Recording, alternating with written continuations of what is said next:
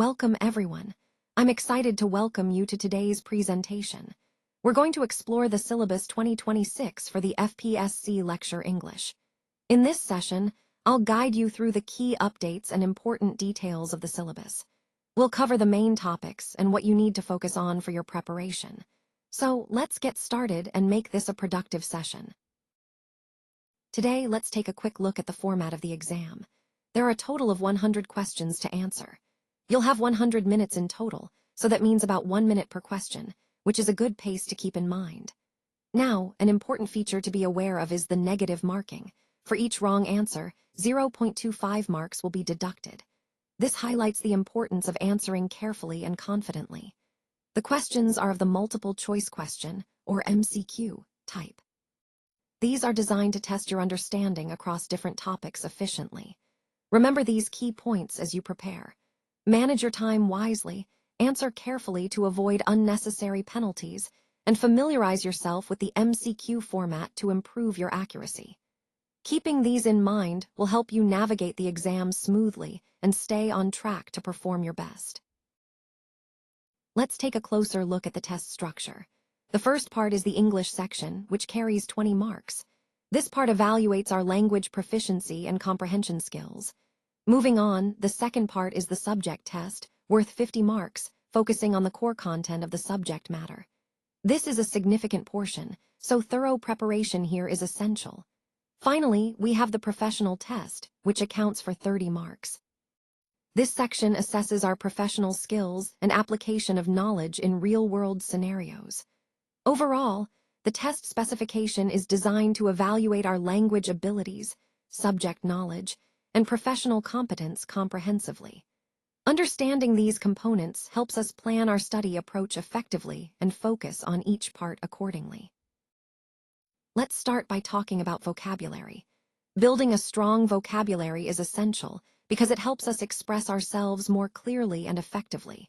When we learn synonyms, we discover different words with similar meanings, which can make our writing and speaking more interesting. Antonyms, on the other hand, help us understand the opposite of a word, giving us a fuller picture of its use. Idioms are also important because they add color and cultural richness to our language, making our communication more natural and engaging. Moving on to grammar usage, understanding parts of speech is fundamental. Knowing how nouns, verbs, adjectives, and adverbs function allows us to construct correct sentences. Tenses are crucial because they tell us when an action happens, past, present, or future, and keeping tenses consistent is key to clear communication. Clauses and phrases add complexity and detail to our sentences, helping us express ideas more precisely and smoothly. Finally, let's look at sentence structuring. Recognizing different sentence types, simple, compound, and complex, helps us vary our writing and speaking style. Using clauses and phrases correctly allows us to connect ideas logically, making our sentences more coherent and impactful. When we combine all these elements, vocabulary, grammar, and sentence structure, we create effective, well-rounded English communication, which ties back to our overall goal of mastering the language.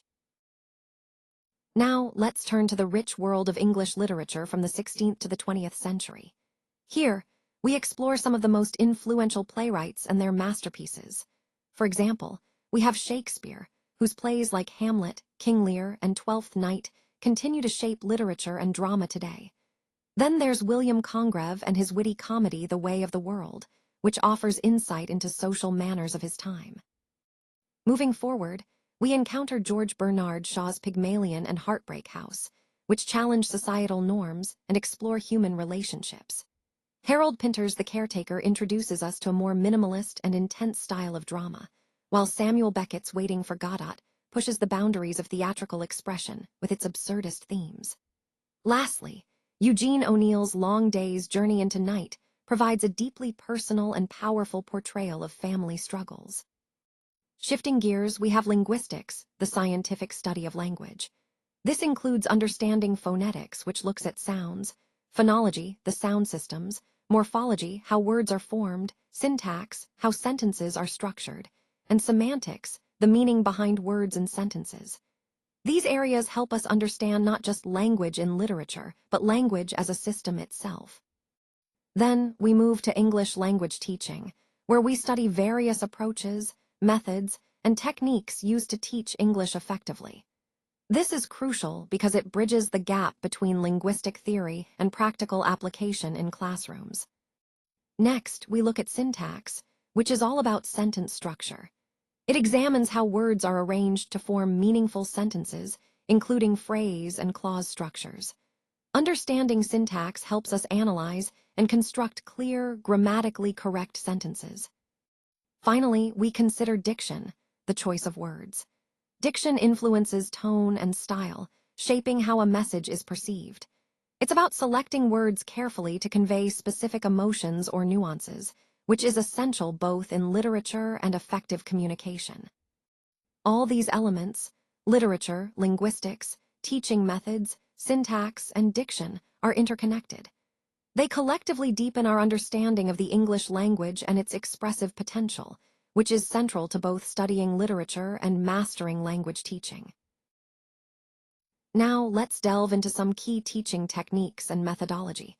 Here, we focus on various approaches to teaching, which include setting clear lesson plans and managing the classroom effectively. These elements are crucial because they help create an engaging and organized learning environment. Next, we look at classroom management and discipline strategies.